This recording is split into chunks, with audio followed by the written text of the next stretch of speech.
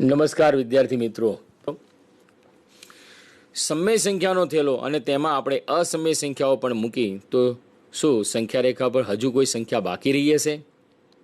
તેનો જવાબ ના છે. આમ થેલામાં સમય સંખ્યા અને અસમય સંખ્યાઓનો સમૂહ મળે જેને વાસ્તવિક સંખ્યાઓનો સમૂહ કહેવામાં આવે છે.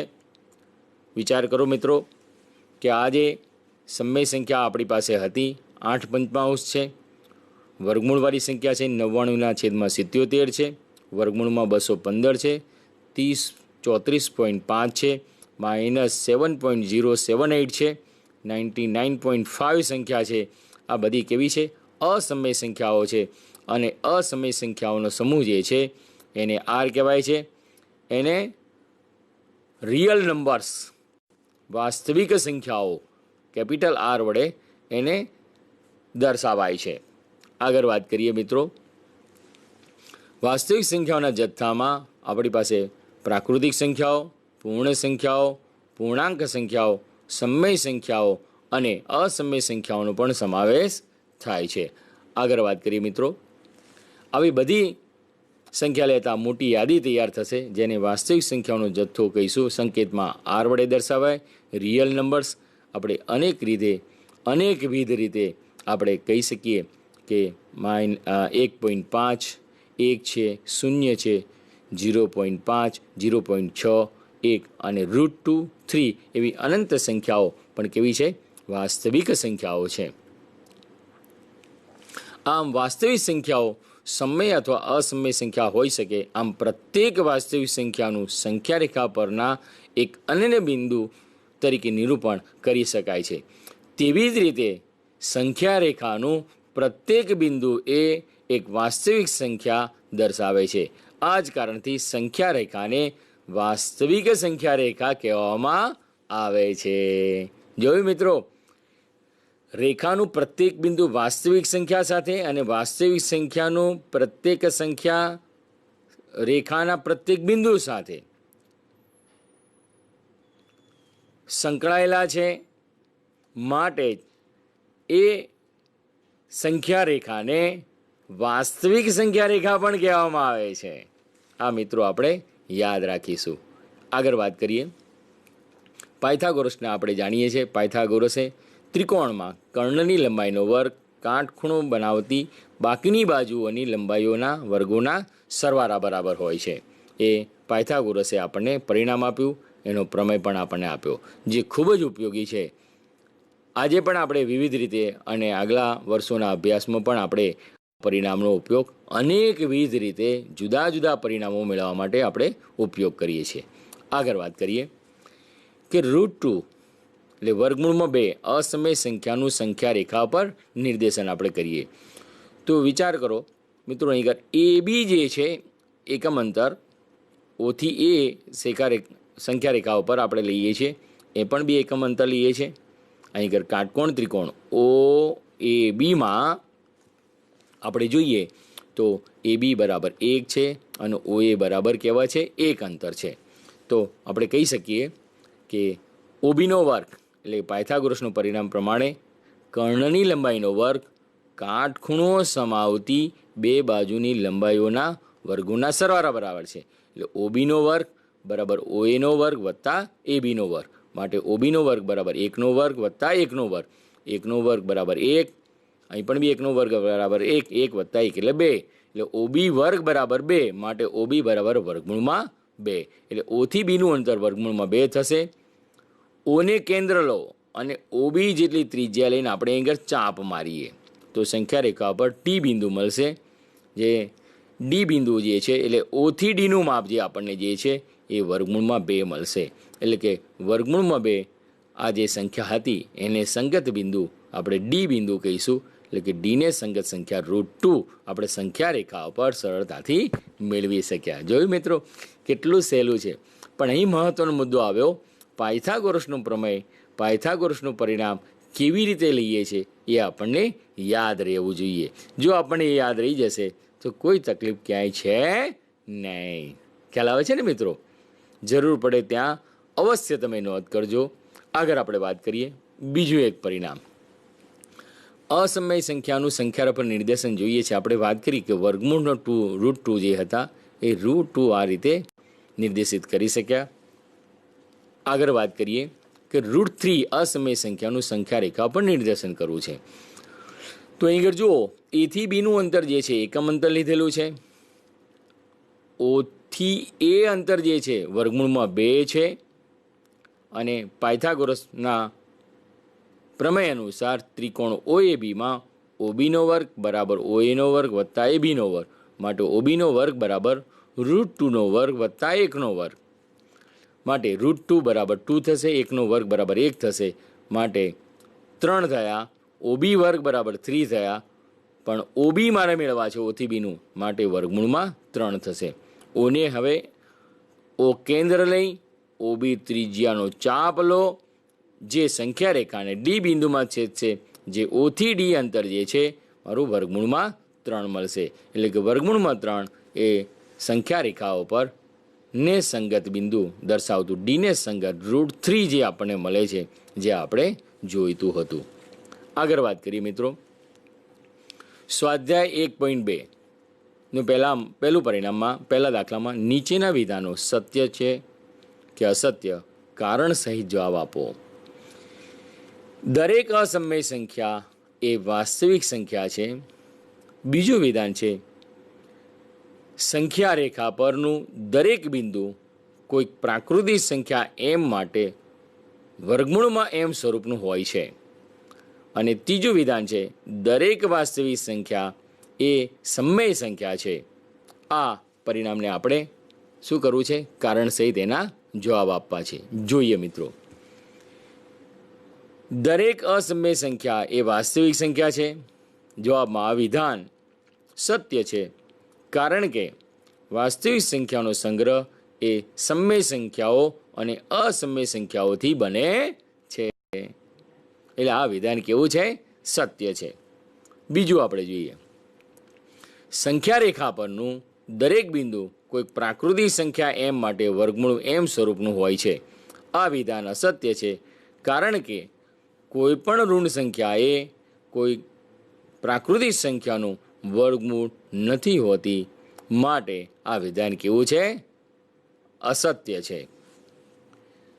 ત્રીજું જોઈએ મિત્રો, દરેક વાસ્તવિક સંખ્યા એ સમય સંખ્યા છે. આ વિધાન અસત્ય છે, કારણ કે ઉદાહરણ તરીકે 25 વાસ્તવિક સંખ્યા છે, પરંતુ અસમય સંખ્યા નથી. વાસ્તવિક સંખ્યા કેવા હશે? પણ એ અસમય સંખ્યા છે નહીં. જોયું મિત્રો?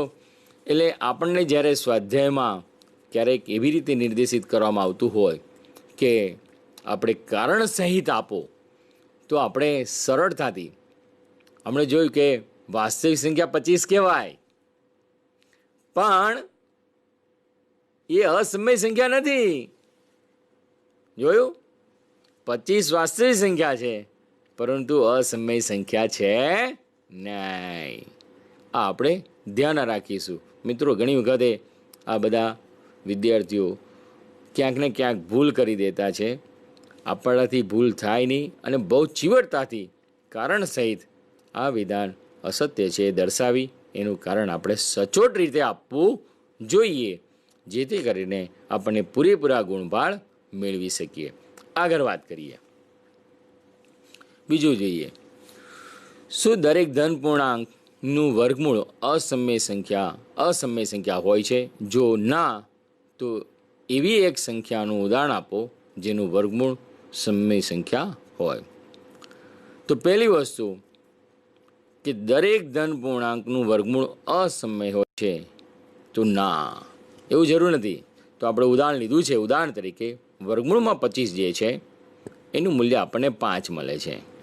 તો 5 જે સંખ્યા છે મિત્રો, એ 5 કેવી છે?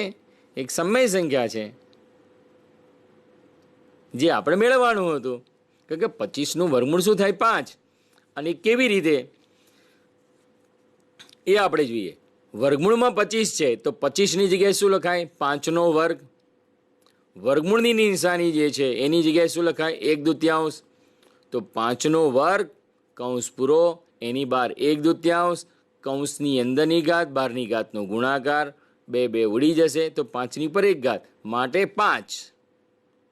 અને 5 કેવી સંખ્યા છે? સમય સંખ્યા છે, જે આપણે ઉદાહરણમાં લેવાની હતી. મિત્રો ખ્યાલ આવ્યો તમને? વર્ગમૂળમાં 25 હતું, એના બરાબર 5 કેવી રીતે થયું મેં તમને સમજાયું કે 25 છે તો એની જગ્યાએ શું લખાય? 5 ગુણાકારમાં 5 એટલે 5નો વર્ગ. અને વર્ગમૂળનું ચિહ્ન છે એની જગ્યાએ શું લખીએ છીએ આપણે? 1/2 લખીએ છીએ. 5નો વર્ગ કૌંસ પૂરો એની ઉપર 1/2 ઘાત. ઘાતાંકના નિયમોમાં કૌંસની અંદરની ઘાત બહારની ઘાતનો ગુણાકાર, 2 ગુણાકારમાં 1/2, 2 ઉડી ગયા, શું રહ્યું? 1. એટલે 5ની ઉપર 1 ઘાત બરાબર 5. અને 5 કેવી છે? સમય સંખ્યા છે. તમે સમજી ગયા લાગો છો, હે ને મિત્રો?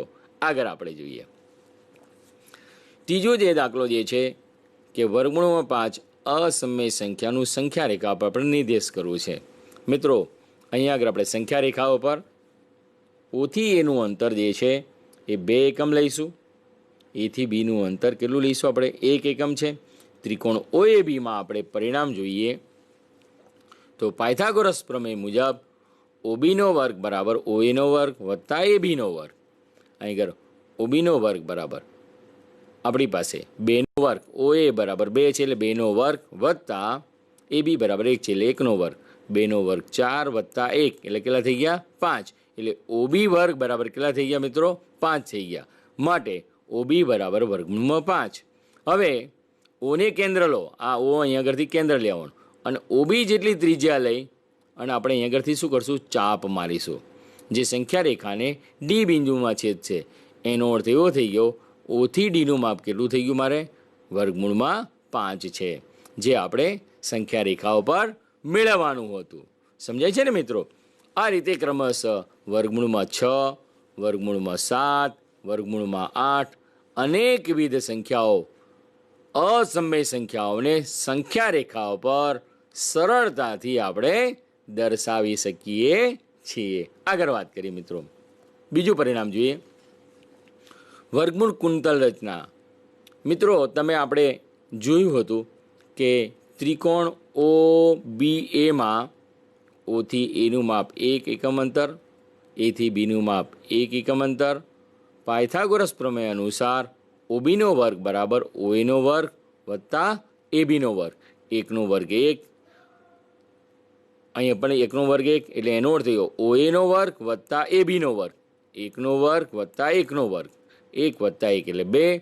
માટે OB વર્ગ બરાબર 2. તો OB બરાબર વર્ગમૂળમાં 2 મળશે. ફરી વખત બીને લંબ જોયું, આ BC જે છે અહીં B બિંદુ અહીં લંબ છે. BC બાજુનું માપ આપણે એકમ અંતર તરીકે 1 લઈએ. O થી B ને આપણે વર્ગમૂળમાં 2 લઈએ. ફરી વખત ત્રિકોણ OCBમાં OCનો વર્ગ બરાબર OBનો વર્ગ વત્તા BCનો વર્ગ.